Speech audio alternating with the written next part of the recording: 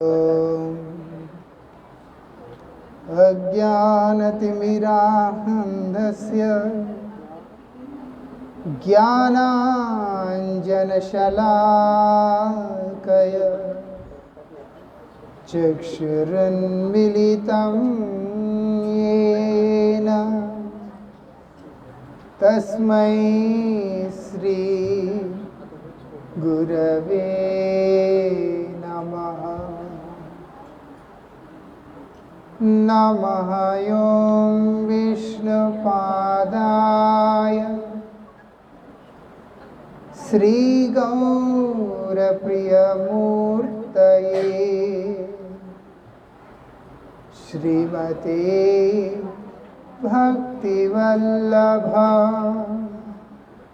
तीर्थगोस्वामिने नमः। यतीन्द्रियनमस्तुभ्यं गौरकृष्णप्रियात्मने रूपानुगतिज्ञाय गुरुदेवाय ते नमः।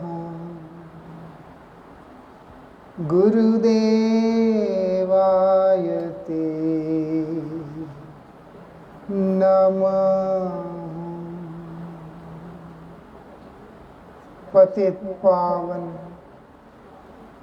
परम करुणामय परम आराध्यतम श्रील गुरुदेव नित्य लीला प्रविष्टो विष्णुपाद परमहंस परिव्राजकाचार्य अष्टोत्तर शतश्री श्रीमद् श्रील भक्ति वल्लभ तीर्थ गोस्वामी महाराज जी के अभय चरण असंख्य कोटि साष्टांग दंडवत प्रणाम करते उनकी यह हेतु की कृपा प्रार्थना करता हूँ। आज बहुत ही विशेष तिथि। वैसे जो मुहूर्त के अंदर जीव को ये समझ में आ जाता है कि मेरा एकमात्र गति गोविंद है और कुछ भी नहीं है, समझ लीजिएगा उसके बाद का जीवन का हर पल ही विशेष हो जाता है। ऐसा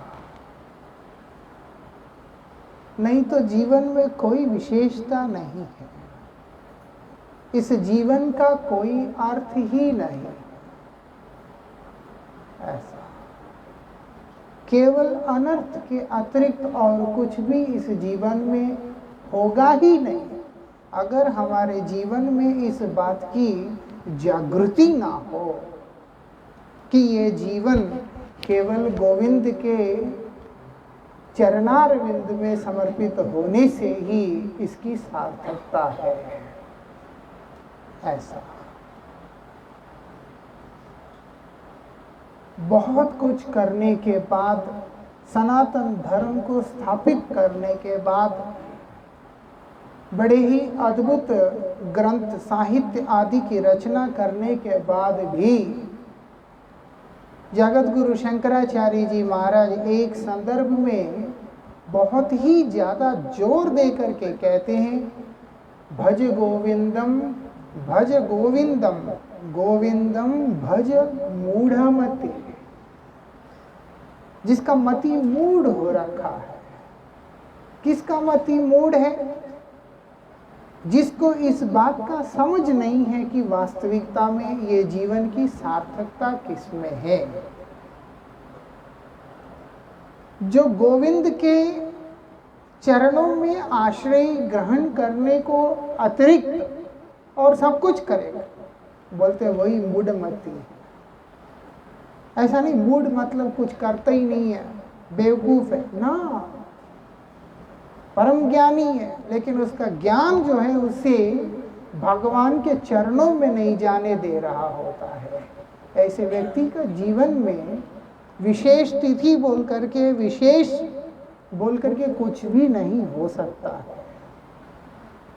इसलिए भजन नहीं करने वाले को, भगवान की आराधना नहीं करने वाले को जन्माष्टमी क्या, एकादशी क्या, रामनवमी क्या, कोई भी तिथि क्या, उनके लिए इनमें से किसी भी तिथि का कोई भी अर्थ नहीं है।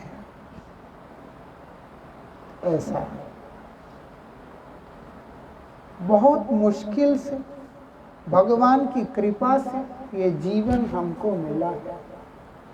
दुर्लभम मानुषम जन्म, बहुत ज्यादा दुर्लभ है। और कमाल की बात यह है, कब तक रहेगा ये भी नहीं पता। कब तक रहेगा किसी को नहीं पता, रहेगा कि नहीं ये भी नहीं पता। ऐसी जीवन है। ऐसे ही नहीं बोला, हमारे पूर्वाचार्य ने जब लिखा, वो कह रहे कमल दल जल जीवन टल। किस प्रकार का हमारा जीवन है, कमल के पंखुड़ी के ऊपर जल के बिंदु की तरह हमारा ये जीवन है। रहेगा कि नहीं रहेगा पता नहीं, कब तक रहेगा ये भी पता। लोग जिंदगी को मजाक में लेते हैं, मालूम है, लोगों ने जिंदगी को मजाक में ले रखा है। उसको पूछो, जो मरते मरते बचा है, जो उससे निकल के आया, उसको मालूम है कि जिंदगी क्या होता क्या है।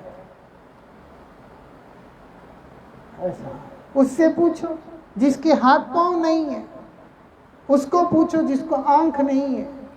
भगवान ने सब कुछ देने के बाद जो है, बदजीव की ऐसी दयनीय अवस्था है कि उसके बाद भी उसको मौत पड़ता है। पता नहीं किस बात का,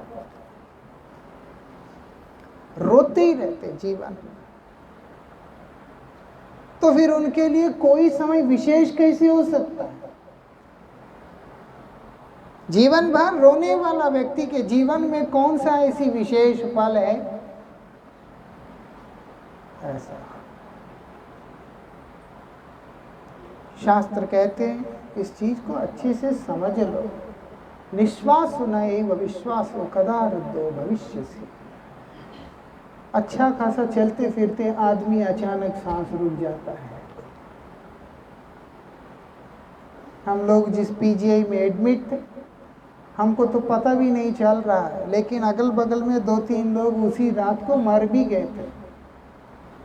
आए थे इमरजेंसी वार्ड में, हमारे बगल में ही मरे, हमको तो पता भी नहीं चला, ठीक से होश में नहीं थे हम लोग। ऐसा फट फट करके लोग ऐसे करके प्राण चले जाते हैं। कोई भरोसा है? कदार दो भविष्य। क्या करना है? वो बोलते हैं हरिपाद पद्म का आश्रय लो, या तो शीघ्र पारो, बोलते जितना जल्दी हो सके। वो बोलते हैं हरिपाद पद्म को पकड़ लो, तभी तुम्हारा जीवन विशेष होगा। आज इन्हीं में से एक तिथि है, विशेष तिथि। क्या है? एकादशी तिथि, हरिवासर तिथि। ऐसा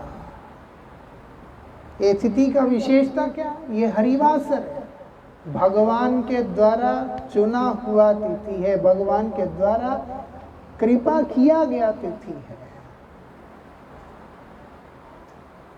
ये तिथि अपने आप से भगवान के द्वारा एक्सेप्टेड है, अनुमोदित है।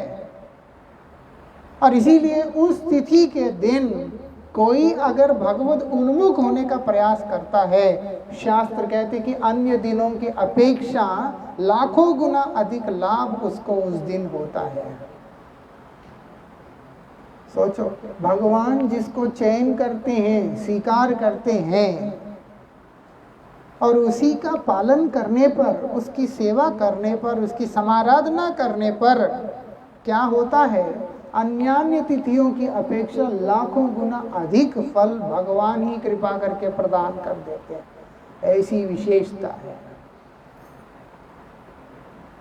इसलिए चैतन्य महाप्रभु ने शिक्षा दिया कि ये तिथि के दिन तुम अगर तिथि को सार्थक करना चाहते हो, अपने जीवन को सार्थक करना चाहते हो, क्या करना होगा? बोलते हैं हरि कीर्तन करो, बस ऐसा हरि कीर्तन करो। स्वयं करके, आचरण करके उन्होंने शिक्षा दिया। ऐसा क्या बोलते हैं? हरिवास है हरि कीर्तन विधान। हरि कीर्तन विधान, भगवान का नाम करना है। कैसे करना होता है? भगवान के चरणों में निवेदन करते हुए करना होता है कि हे नाथ, ये संसार के अंदर मेरा मन धंस चुका है, कृपया आप नाम प्रभु के रूप में मेरे जीवन में अवतीर्ण होकर मेरे हृदय के अंदर की वो मलिनताओं का शोधन करें।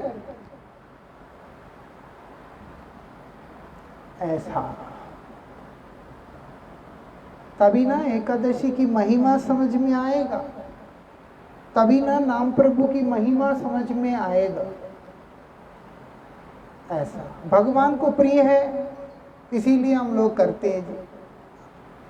वो प्रिय क्यों बना उसको समझना है तो भगवत पाद पद्म में निवेदन करना पड़ता है कि आप मेरे हृदय का शोधन करें,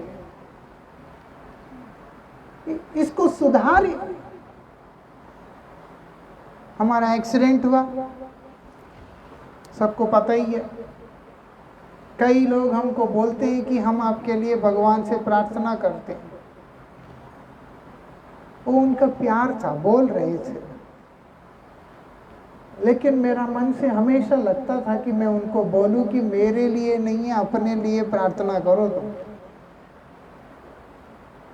क्योंकि मुझे एक बात मेरे लिए स्पष्ट है, मेरा जिंदा रहना मेरे प्रभु को अगर चाहिए, वो मुझे किसी की प्रार्थना का प्रतीक्षा तो करेगा ही नहीं।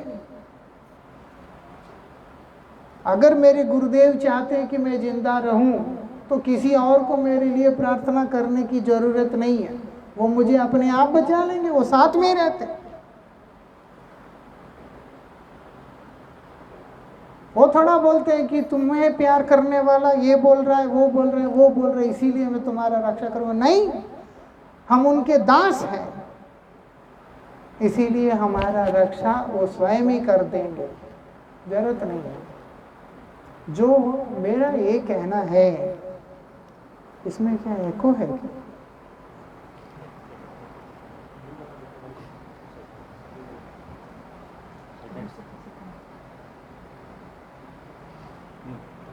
मेरा ये कहना है कि प्रार्थना भगवान के चरणों में किसी भी प्रकार के प्रयोजन को लेकर के नहीं करना होता है।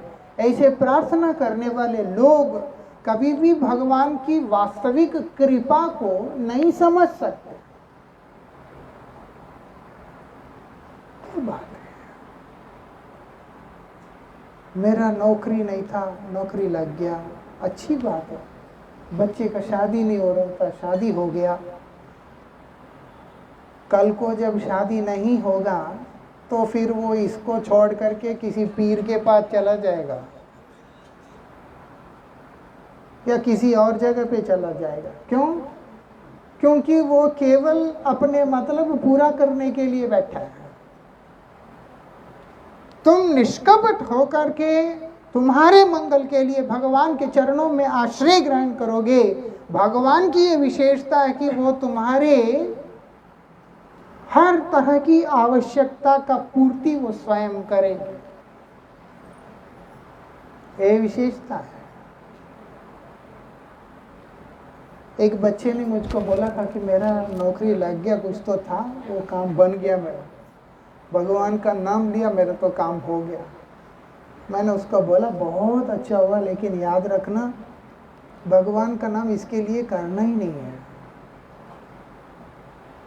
भगवान के लिए करना है। जब भगवान के लिए करते हैं तब भगवान हमारे जीवन के अंदर के हर पल को विशेष बना देते हैं। हर पल को विशेष बना देते। चलो इतना आसान नहीं है, लेकिन प्रयास तो उसी दिशा में करना चाहिए। माला पकड़ के अगर हम ये प्रार्थना करते कि मेरा ये हो जाए, मेरा वो हो जाए, बीमारी ठीक हो जाए, फलाना हो जाए, क्या है? इतने जन्म इस संसार में हम लोग धक्के खा रहे थे, एक जन्म और सही, लेकिन जो करना है केवल गोविंद के लिए करना है, तब जिंदगी विशेष बनता है, तब लाइफ स्पेशल होता है। ऐसा कई जन्म इस संसार के अंदर आके, क्योंकि हमारे आचार्य कहते हैं, शास्त्र कहते हैं, कृष्ण बोली से ही जीव अनादि बहिर्मुख, अनादि काल से भगवान से विमुख होके आके इस संसार में पड़ा हुआ जीव माया के द्वारा दुख को भोग करता जा रहा है। इतने जन्म जहां पर बीत गया, एक जन्म और सही, अपने लिए नहीं, अपने स्वार्थ के लिए नहीं, गोविंद के चरणारविंद में अनुराग के लिए जब हम लोग प्रयास करेंगे, यकीन मानिएगा जीवन को भगवान विशेष बना देते हैं। ऐसा तब हर दिन एकादशी हो जाएगा, क्योंकि जीवन हरि का है। ये जिंदगी जो है वही हरि का है। हरि के लिए समर्पित जीवन, हरि का प्रिय जीवन जितना भी है, वो विशेष होने के अतिरिक्त और कुछ होता नहीं, मालूम है? ये बात है। इसीलिए प्रार्थना करना पड़ता है। क्या प्रार्थना करना पड़ता है? कि हे नाथ, आप कृपा करके मेरे हृदय के अंतरित की मलिनताओं को शोधन करें। कैसे करना होता है? हरि नाम को करते हुए करना होता है। अक्सर लोग बोलते हैं कि नाम करते हुए किसका चिंतन करना है। चिंतन करने की स्थिति में हम पहुंचे कहाँ हैं? किसी भी चीज़ का चिंतन करने की स्थिति में पहुंचे ही नहीं है। हमको प्रार्थना करना है कि पहले मुझे सुधारो, मेरे अंदर अनादिकाल से गंध भरा हुआ है प्रभु। ऐसा, इसको बुरा समझने की कोई बात ही नहीं है। गंदगी तो गंदगी, वो चाहे सात्विक हो, राजसिक हो, तामसिक हो, किसी भी प्रकार का हो, जिससे हमारा इस संसार में बंधन हो रहा है, बद्अवस्था हमको प्राप्त हो रहा है, वो सब तो मलिनता ही है। उसका मार्जन बहुत ज्यादा जरूरी है। ये बात है। हर दिन को कैसे हम हरिवासर बना सकते हैं, उसको लेकर के मैं ये बात बताने का प्रयास कर रहा। श्री चैतन्य देव ने अपने उपदेशों के आरंभ में एक बात को बोला, चेतो दर्पणम मार्जनम। क्यों? क्योंकि गंदगी रहेगा तो तुम्हारा जीवन में कुछ भी विशेष नहीं होगा, कुछ भी स्पेशल नहीं होगा। और क्योंकि गंदगी रहेगा तो वो गोविंद का प्रिय भी नहीं होगा। उसको निकालना होता है, अंदर से उसको निकाल के बाहर फेंकना होता है। ऐसा, इसीलिए वो कैसे संभव है? वो बोलते हैं हमारे प्रयास से संभव नहीं है। उसके लिए भगवत पादपद्म में उपस्थित होकर भगवान नाम का आश्रय करते हुए, क्योंकि विशेष करके जिस युग में हम लोग हैं, इसमें नाम के बिना दूसरा और कोई धर्म ही नहीं है और कोई गति ही नहीं है। अगर हम लोग अपने चित्त का संस्करण करना चाहते हैं, उसके लिए एक ही उपाय है। ऐसा क्या है वो? शास्त्र कहते हैं, विषयाविष्ट मूर्खानाम चित्त संस्कार औषधम। विषयों में आविष्ट, शब्द, स्पर्श, रूप, रस, गंध आदि के बीच में फंसा हुआ जो जीव,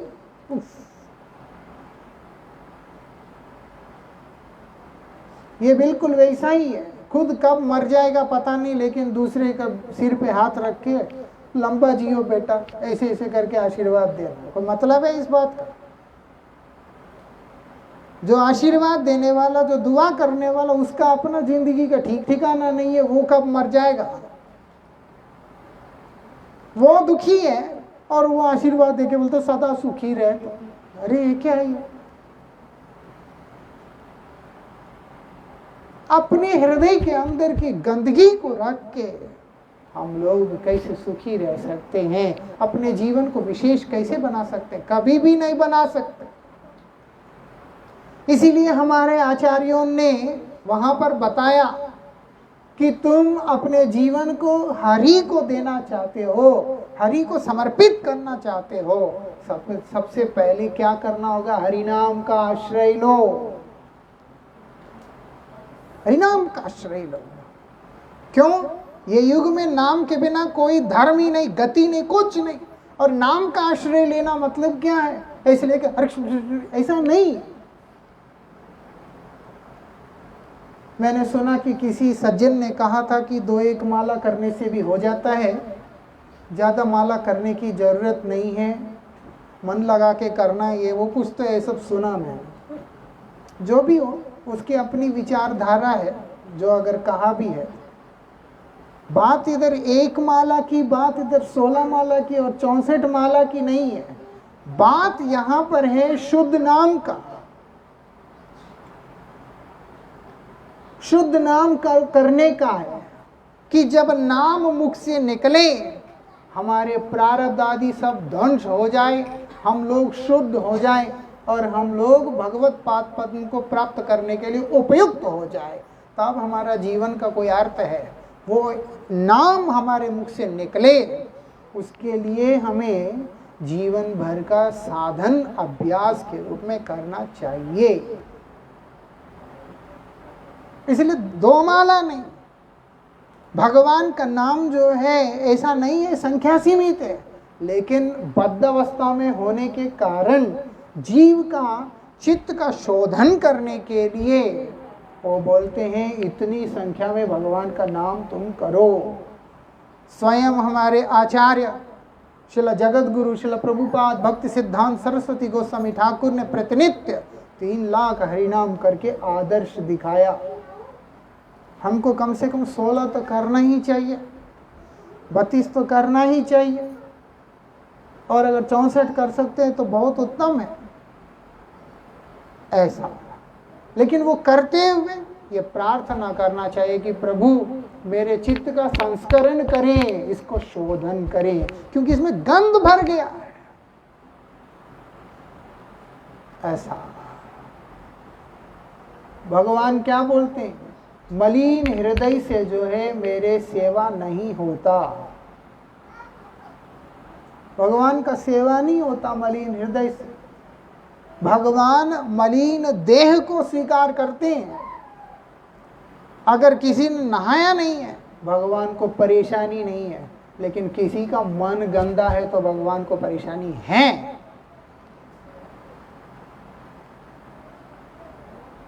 एक बात है, उसका शोधन करना जरूरी है, उसका संस्करण करना जरूरी है। उसके लिए ही हरिनाम है। हरिनाम हमारा जीवन को स्पेशल बनाता है, हरिनाम हमारा जीवन को विशेष बनाता है। नीरस जीवन के अंदर रस को भरने वाला है गोविंद का नाम। इसीलिए गोविंद का नाम का जिसने भी आश्रय लिया वो लोगों का सबका जीवन सार्थक ही हुआ है। वही नाम प्रभु का कृपा को बरसाने वाला ये एकादशी तिथि है। इसलिए महाप्रभु ने यही आचरण करके दिखाया। कहाँ पे? श्रीवास पंडित के यहाँ पर। श्रीवास पंडित के यहाँ पर उन्होंने इस संकीर्तन को किया। उठी लो कीर्तन ध्वनि, क्या आवाज वहां से निकल रहा था कीर्तन का। क्यों? क्योंकि हृदय से निकल रहा था भक्तों के। आवाज में ताकत तभी आता है ये ब्रह्मांड को भेद करने का सामर्थ्य उस शब्द के अंदर तभी आता है जब वो हृदय की कंदराओं के बीच में से निकल के आता है। इधर से बोलने से नहीं होता। गुरुजी इसीलिए बोलते यहाँ से नहीं, यहाँ से बोलना होगा। जब यहाँ से बोलेंगे वो हमारे चित्त को मार्जन करेगा, क्योंकि यहाँ से बोलने वाला इस प्रार्थना के साथ में बोलता है कि प्रभु कृपया मुझे आप अपने नाम रूप गुण लीलाओं के प्रति आकर्षित करें, मुझे आपके नाम के प्रति आकर्षण हो। ऐसा बिजनेस अच्छा चल रहा है, शेयर्स भी बहुत ऊपर को चला गया है, आजकल गिर गया है, रशिया के साथ लड़ाई हो गया है, वहाँ रशिया और यूक्रेन लड़ रहे हैं, यहाँ हम लोग टेंशन में मर रहे हैं क्योंकि शेयर ऊपर नीचे हो रहा है। ऐसा ये बात है, भगवान मेरा शेयर ऊपर चढ़ा दो, क्या ये, तब जिंदगी विशेष नहीं होता। मैं एकादशी कर रहा हूँ, मेरा तो ये होना चाहिए था। एक बच्चे ने मुझसे कहा अब तो मैं सुधर गया, हरिनाम भी करने लगा, मेरे साथ तो सब अच्छा होना चाहिए। तू सुधर गया बोल के तुम सर्टिफाई कर लेने से हो जाता है क्या? उसका प्रमाण क्या है कि तुम सुधर गया? सुधरे हुए व्यक्ति को ही लगता नहीं कि वास्तविकता में मैं सुधरा, बाकी सबको लगता है। मालूम है, जो नहीं सुधरा उसको लगता है कि मैं सुधर गया, लेकिन वास्तविकता में जो सुधर गए हैं उनको लगता है कि कितना मेरा जीवन कितना गंदा जिंदगी है। वो तो भगवान है, कृपा करके अपने शरण में रखा, ऐसे होता है। खुद को सर्टिफाई कर लिया कि हाँ मैं सुधर गया, और उसके बाद डिमांड करते हैं। डिमांड करने से नहीं होता है, प्रार्थना करने से होता है। डिमांड करते हैं, इसी कारण से जीवन में कुछ होता दिखाई नहीं देता है, क्योंकि भगवान हमारा नौकर नहीं है। श्रील भक्ति सिद्धांत सरस्वती गोस्वामी ठाकुर श्रील प्रभुपाद जी महाराज एक बार श्री चैतन्य मठ में जाकर विग्रह को प्रणाम करने के लिए गए थे। चश्मा लेकर के जाना भूल गए, चश्मा लेके नहीं गए थे। थोड़ा उम्र भी था, चश्मा भी नहीं था, थोड़ा ब्लर ब्लर सा दिखाई दे रहा था, विग्रह ठीक से दिख नहीं रहे थे। और ऊपर से अभी जितने लाइट्स थे तब तो इतने लाइट भी नहीं होते थे ना, अभी तो काफ़ी लाइट्स हैं तो बहुत सारा हेवी लाइट डाला हुआ होता है। उस समय तो इतना लाइट भी नहीं था, वो पीले पीले बल्ब होते थे, बस जितना दिखता था दिखता था। और शायद लाइट था ना तब, होगा ही। अभी उनके सेवक उनसे कह रहे हैं चश्मा होने से अच्छा होता। बोलते प्रभुपाद विग्रह को दर्शन करने में असुविधा हुआ होगा आपको। श्रील प्रभुपाद उनको देख के मुस्कुराते हुए कहते हैं तुम भगवान को देखने का प्रयास नहीं करना, तुम प्रयास मत करो भगवान को देखने का। तुम सामने आके खड़े हो और ऐसी सेवा करो कि भगवान का नज़र, भगवान का दृष्टिपात तुम्हारे ऊपर हो जाए, भगवान तुम्हें देखना पसंद करे, ऐसे काम को करो। ऐसा भगवान जिसको देखते हैं वो भगवान का प्रिय होता है। सारे स्वार्थी व्यक्ति इकट्ठे होकर भगवान को देखने का कोशिश करते हैं। अगर आप देखते हैं सारे देवता ये सब भगवान को देखने का कोशिश नहीं किया, कई बार कोशिश किया, भगवान के पास भी गए, उनसे प्रार्थना भी किया। क्यों? कभी हिरण्यकशिपु परेशान करता है तो कभी बलि परेशान करता है तो कभी कोई परेशान करता है। देवताओं का कोई सामर्थ्य नहीं है, वो भगवान के पास जाके प्रार्थना करते हैं। भगवान का पास प्रार्थना करते हैं, लेकिन होता क्या है, वही व्यक्ति विशेष हो जाता है। वो एक व्यक्ति जिसको उद्देश्य करके भगवान इस जगत में अवतीर्ण होते हैं। इतने देवताओं के द्वारा बार बार आग्रह करने के बाद भी जो भगवान का प्रादुर्भाव नहीं हुआ, वो केवल और केवल उनके भक्त 5 साल का छोटा सा बालक के मुख से निकले हुए एक शब्द हाँ, उसी से हो गया है। आप सोचो, प्रहलाद ने जहां इस बात को कहा वहां नारायण का मूर्ति नहीं था। उस समय उस स्थान के अंदर नारायण का सेवा करना, उनका पूजा पाठ इत्यादि करना निषेध था, है ही नहीं है कहीं पे। वो तो उस सभा के अंदर स्तंभ को देख करके कह रहे, वहां पर सारे देवता वैकुंठ में जाकर के नारायण के आगे खड़े होकर के बोल रहे हैं। ब्रह्मा जी को साथ लेकर के पहुंचते हैं, उनसे प्रार्थना करते हैं कि अवतीर्ण हो आप।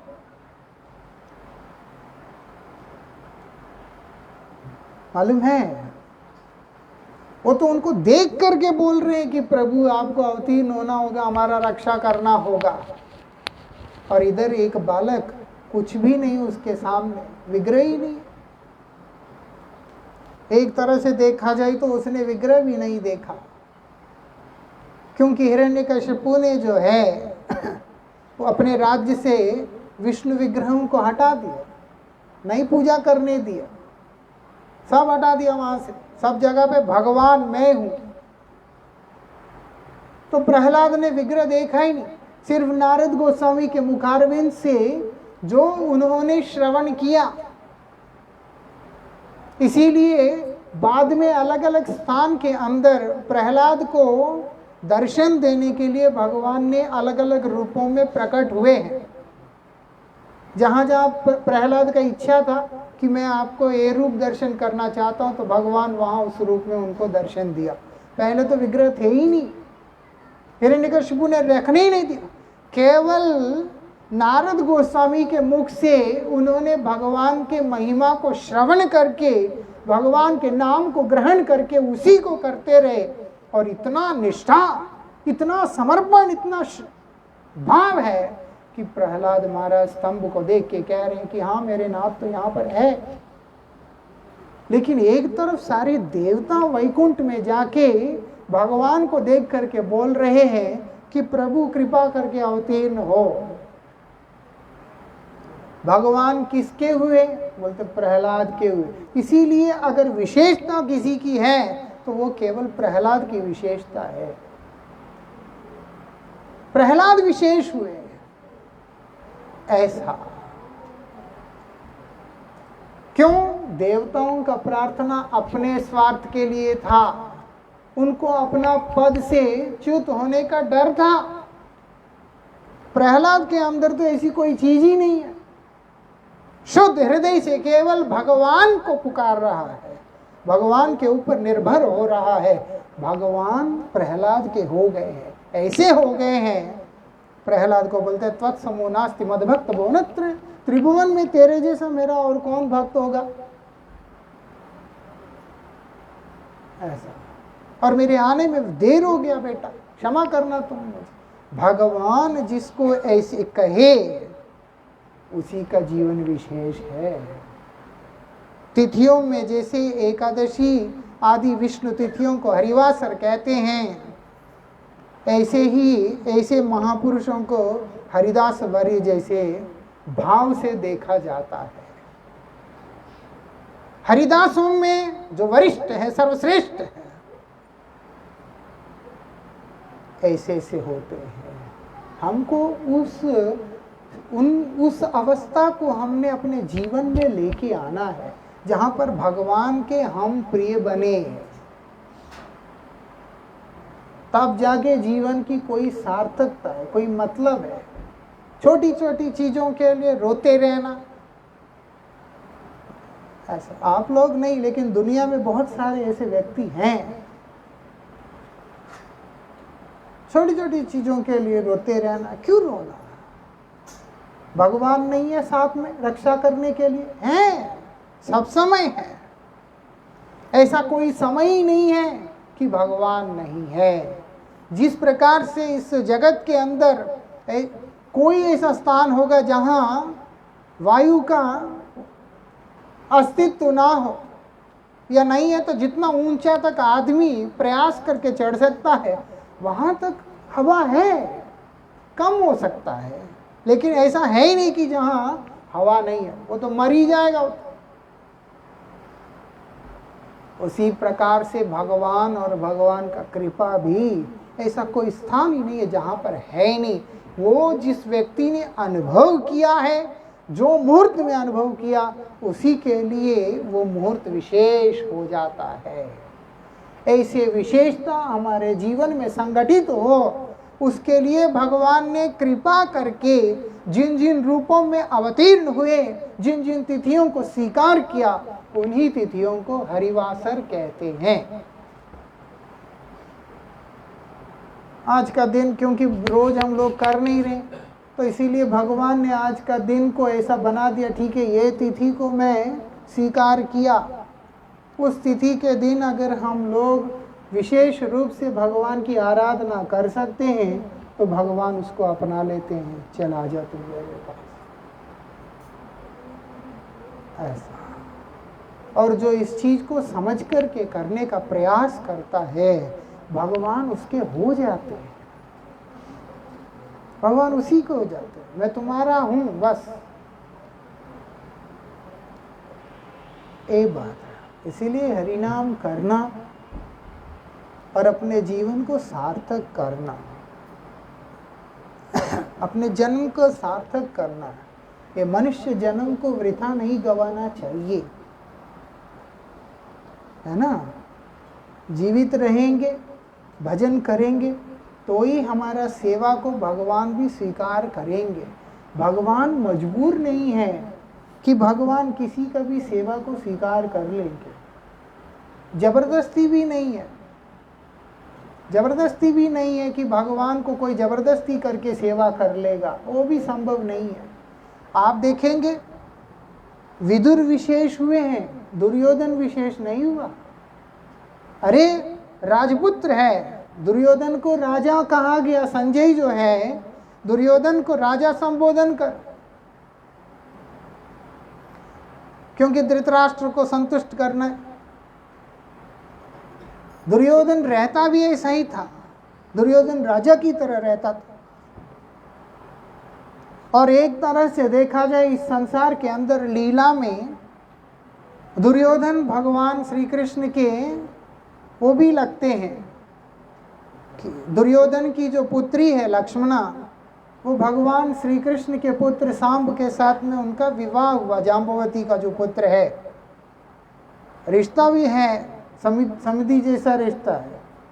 भगवान जबकि किसी का समधी, बेटा, पिता ये सब नहीं होते, वो भगवान है।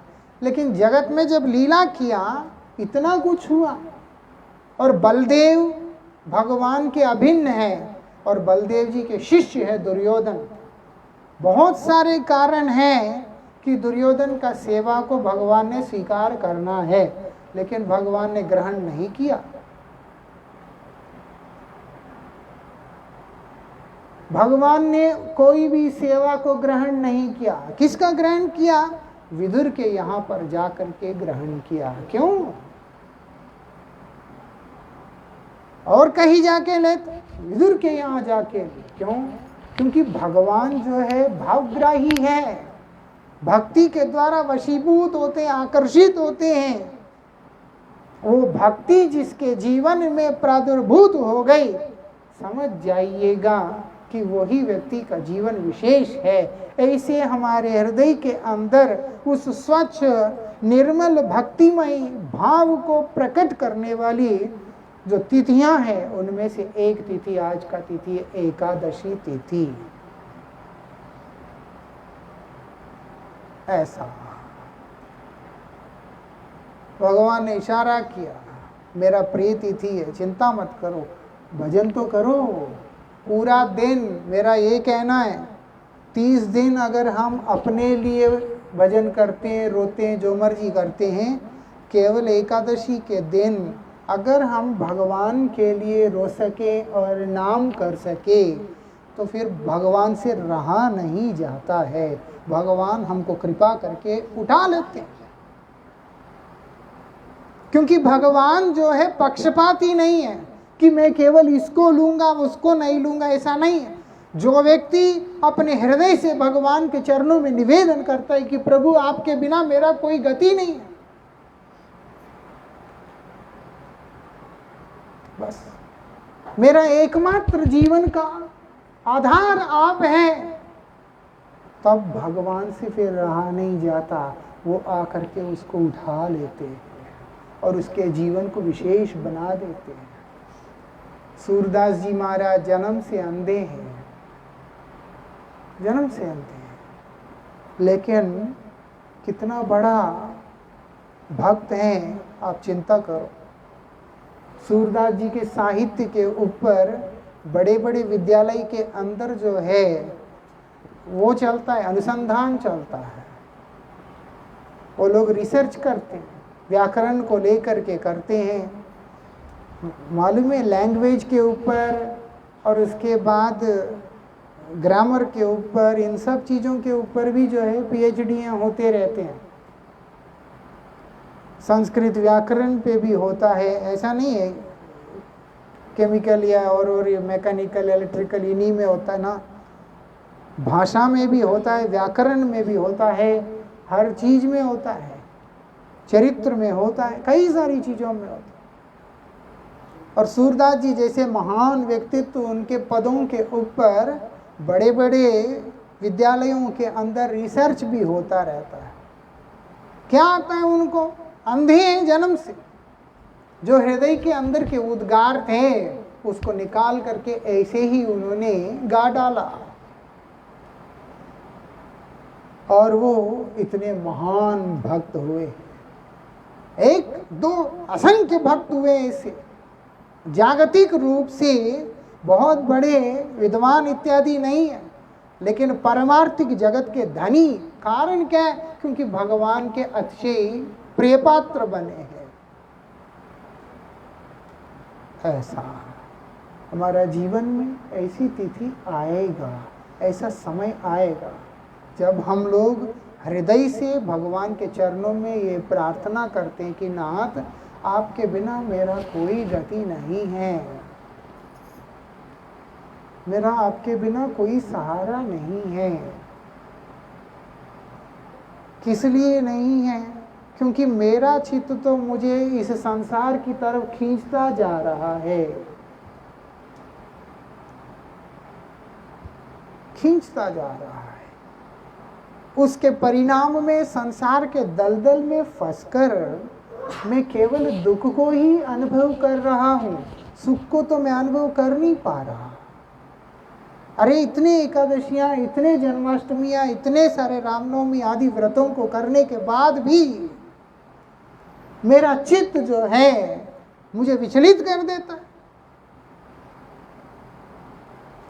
ऐसे भी लोग देखा, पूरा साल बड़े गंभीर हरिकथा को श्रवण करते हैं, हरिनाम की महत्व को श्रवण करते हैं, ऐसे लोग देखा। फिर बीच में अचानक कोई आके कुछ बोलता है, उसके बाद तो दिमाग ऐसे से हिल जाता है। मतलब तुम इतने साल जो कथा श्रवण किया, इतने साल जो हरिनाम किया, उसमें तुम्हारा स्थिति कहाँ है? भेड़ जैसे चल रहा है ऐसे चल रहा है। तब तो फिर चित्त का शोधन नहीं होगा। जब चित्त का शोधन नहीं होगा तो जीवन विशेष नहीं है। इसीलिए बोलते हैं एक नाम को करते हुए प्रार्थना करना है कि प्रभु आप मेरे चित्त को शोधन करके मेरे विकारों से मुझे मुक्त करके आपके नाम के प्रति आसक्त कीजिए, आपकी नाम की महिमा के प्रति मुझे आसक्त कीजिए, आकर्षित कीजिए, जिससे मैं आपके नाम को और अधिक से अधिक कर सकूं और अपने भरोसा आपके नाम के प्रति रख सकूं। नाथ ऐसा करना पड़ता है। समझ में आता है? इसलिए प्रयास भी यही करना चाहिए, हरिनाम तो करना ही चाहिए, लेकिन कुछ समय ऐसे करना चाहिए कि जहाँ पर आपको किसी से बात करने के लिए कोई ना हो साथ में।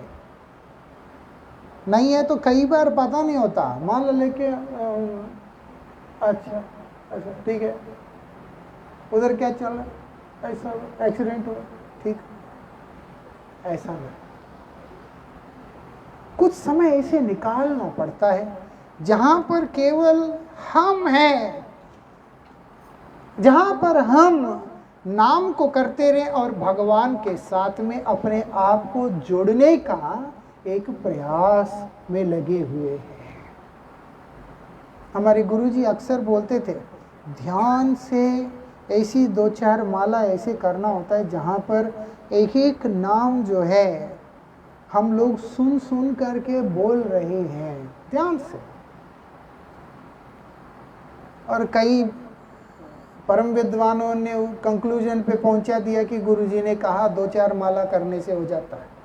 गुरुजी ने कहा कि 2-4 माला ऐसे करो कि जहाँ पर तुम जो है तुम्हारा फोकस नाम के प्रति है, नामाक्षर के प्रति है। जीवन तब विशेष होगा जब हम लोग उस नामाक्षर के साथ में अपने आप को जोड़ सकें। जिसका मन नाम के साथ जुड़ गया उसके पीछे ही भगवान है। माधवेंद्र पुरीपाद क्या करते थे? कुछ भी नहीं मांगते, बैठे हुए वो अपना हरिनाम कर,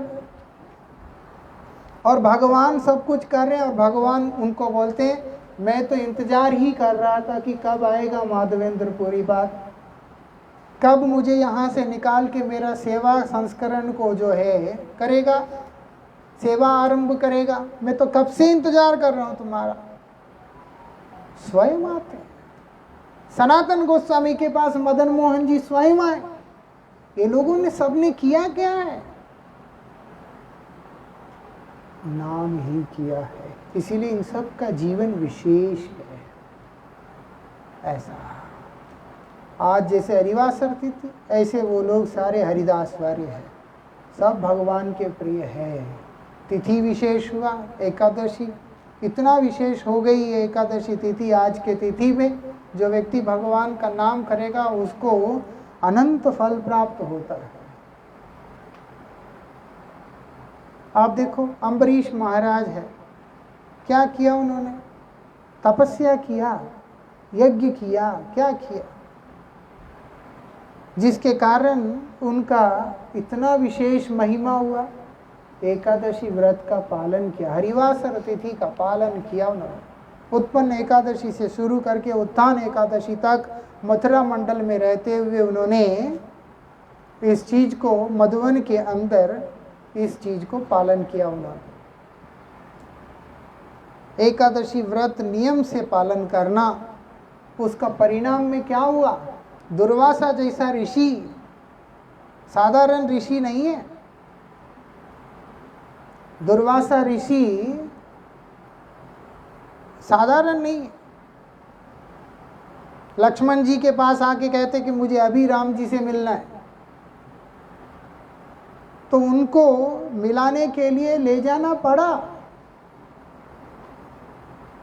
दुर्वासा जैसी ऋषि साधारण ऋषि नहीं है, जो मन की गति से चल सकते हैं, वैकुंठ में भी जा सकते हैं, शिवलोक में भी जा सकते हैं, कहीं पे भी जा सकते हैं।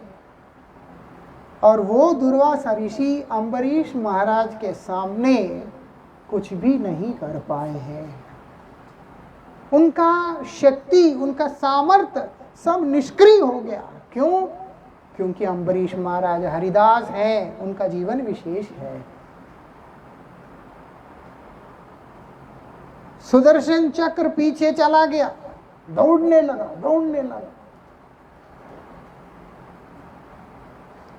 कहीं पे भी जाने से उनको आराम नहीं मिल रहा। आखिर में घूम फिर के आके अम्बरीश महाराज जी के चरणों में उनको गिरना पड़ा। उनको अम्बरीश महाराज को प्रणाम करके उनके चरणों में गिरना पड़ा और प्रार्थना करना पड़ा कि मुझे सुदर्शन से बचा लो। अरे ऐसे कैसे हो गया इतना विशेष? क्योंकि यही हरिवासर तिथि का पालन करके वो हरिदास वर्य हो चुके हैं। ये विशेषता है। जो हो, आज एकादशी तिथि है, बहुत विशेष तिथि। आज के तिथि के दिन, आज का तिथि का पालन भगवान रामचंद्र जी ने भी किया है। जब लंका पे विजय प्राप्त करना था, इस तिथि का पालन करने से माँ सीता को भी प्राप्त किया और उसके बाद लंका पे विजय भी प्राप्त किया, है ना। रावण वध आदि सब कुछ हुआ, भगवान का यश वर्धन हुआ। तो जो हो, आज ऐसी तिथि है। लेकिन हमारा उद्देश्य जो है एकादशी तिथि का पालन करके जागतिक लाभ लेने का नहीं है। गुरुजी शास्त्र में है बोल करके एकादशी व्रत का फल के बारे में पढ़ते जरूर थे, बोलते जरूर थे, लेकिन गुरु महाराज जी पर्सनली एकादशी व्रत से जागतिक लाभ का जहाँ पर बात आता है तो गुरुजी को गुस्सा आ जाता था। गुरुजी पसंद नहीं करते थे। एकादशी तिथि आने से सेवकों को डर लगता था, क्योंकि गुरुजी ग्रंथ मांगते थे।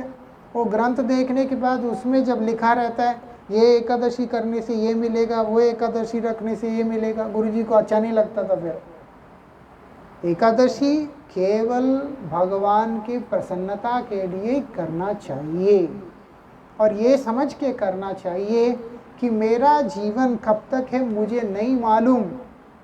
हमें ये नहीं मालूम कि अगला एकादशी करने के लिए हम रहेंगे कि नहीं रहेंगे, कुछ भी हो सकता है।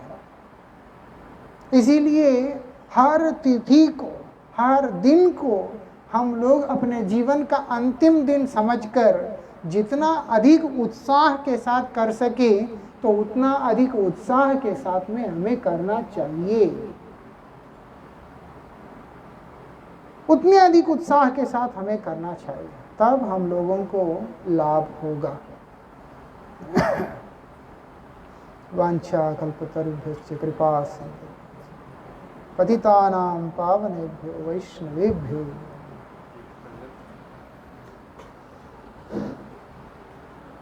हरि हराय नमः कृष्ण यादवाय नमः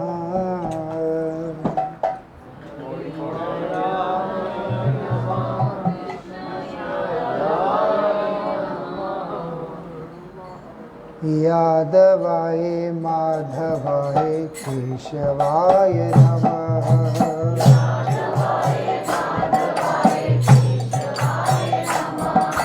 गोपाल गोविंद राम श्री मधुसूदन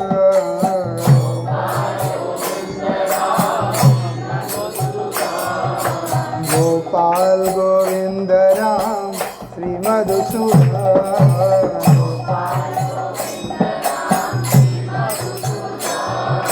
गिरिधारी गोपीनाथ मदन मोहन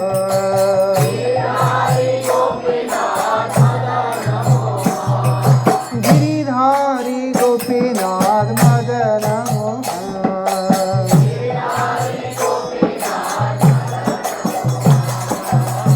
चैतन्य नित्यानंद श्री अद्वैत सीता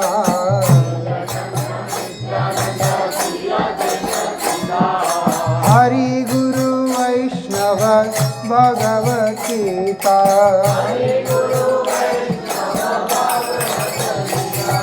जय रूप सनातन भट्ट रघुनाथ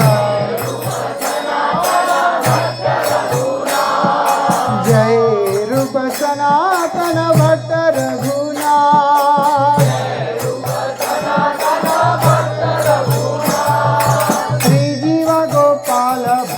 दास रघुनाथ श्री जीवा गोपाल भट्ट दास रघुनाथ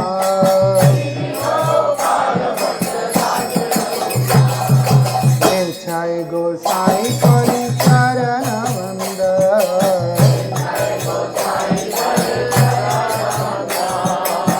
छाय गोसाई करी चरण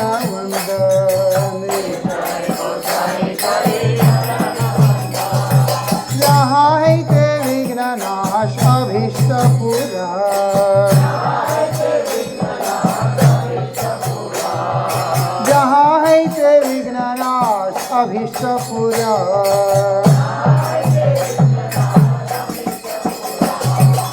हे छाई गोसाई जार मुई तरदार, हे छाई गोसाई जार मुई तरदार, पासवार पदरेन मोर पंचग्रास, पासवार पदरेन मोर पंचग्रास,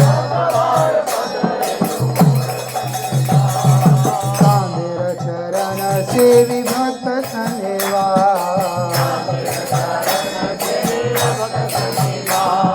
जनमे जनमे है अभिलाष, जनमे जनमे है अभिलाष, हे छाई गोसाई जावे ब्रज कैलवास, राधा कृष्ण नित्य लीला करी लो प्रकाश, राधा कृष्ण नित्य लीला करी लो प्रकाश,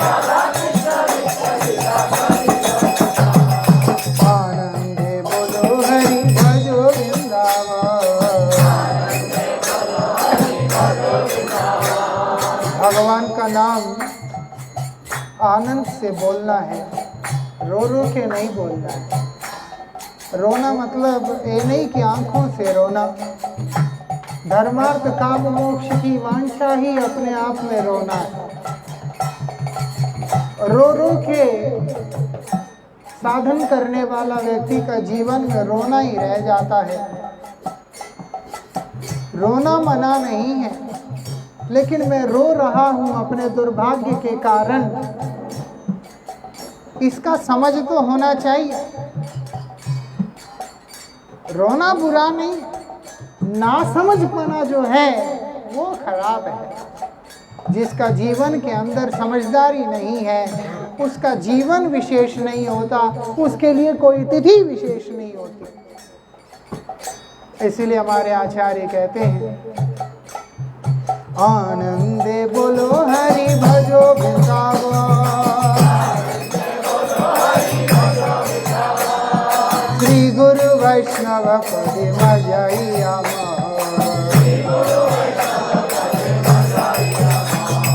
श्री गुरु वैष्णव पदे मजैया।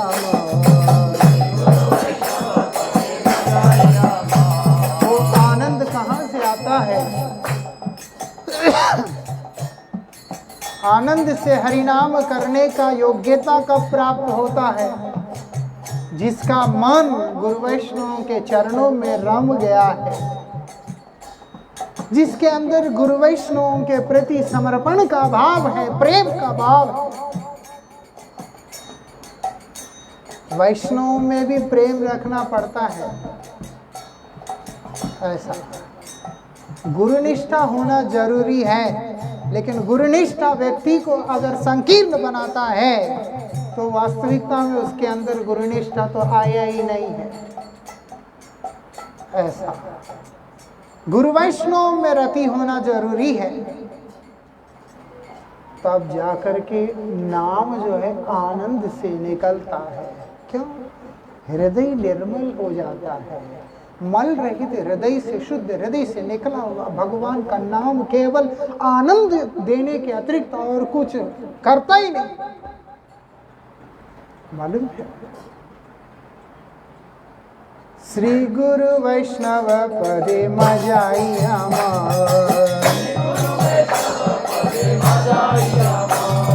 श्री गुरु वैष्णव पाद पद्म करिया,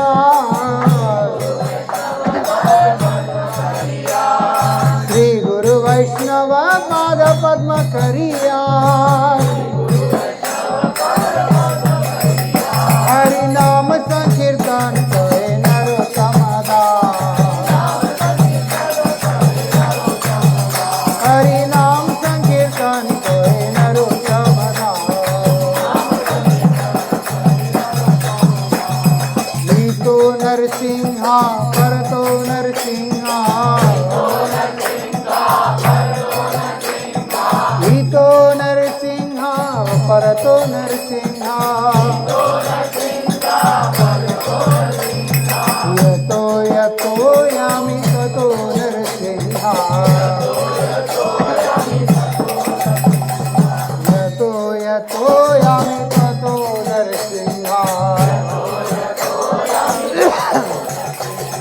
बाहे नरसिंह हृदय नरसिंह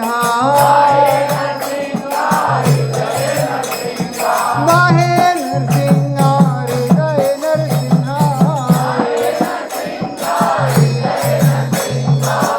नरसिंहमादिं शरणं प्रपद्ये नरसिंहमादिं शरणं प्रपद्ये नमस्ते नरसिंहाय प्रह्लादाय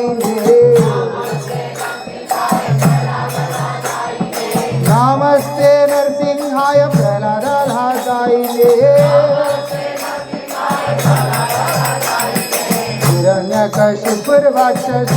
हिरण्यकशिपुर्वाक्षशिलाशङ्खनखलय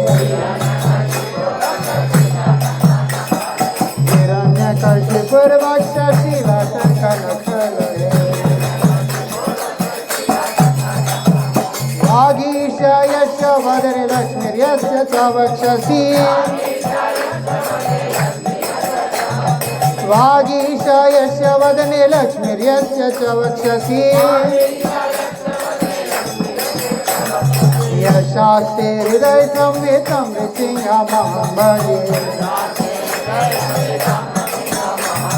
यशास्ते हृदय संवितं नृसिंहमहं भजे जय नरसिंह जय नरसिंह जय जय नरसिंह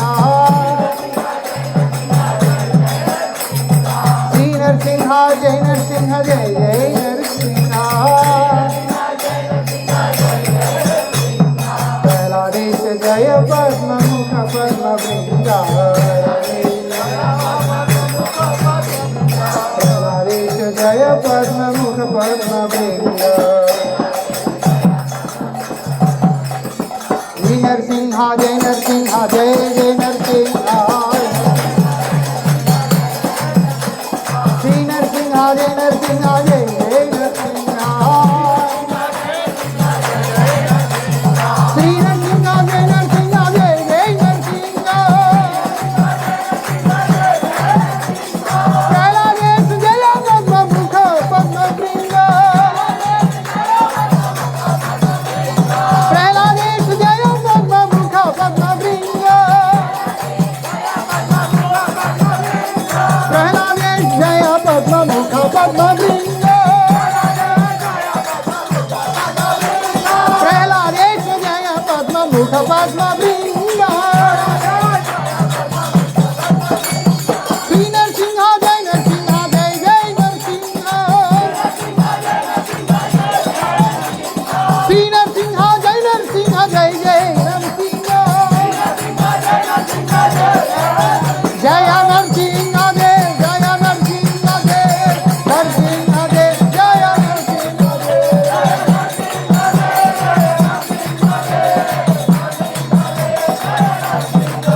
जय नरसिंह देव नरसिंह देव नरसिंह देव जय नरसिंह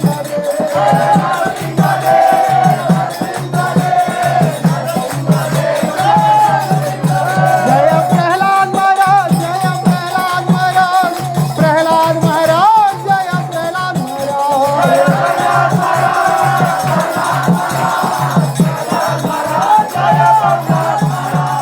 जय गुरुदेव जय जय गुरुदेव जय गुरुदेव जय जय गुरुदेव जय गुरुदेव जय गुरुदेव जय गुरुदेव जय गुरुदेव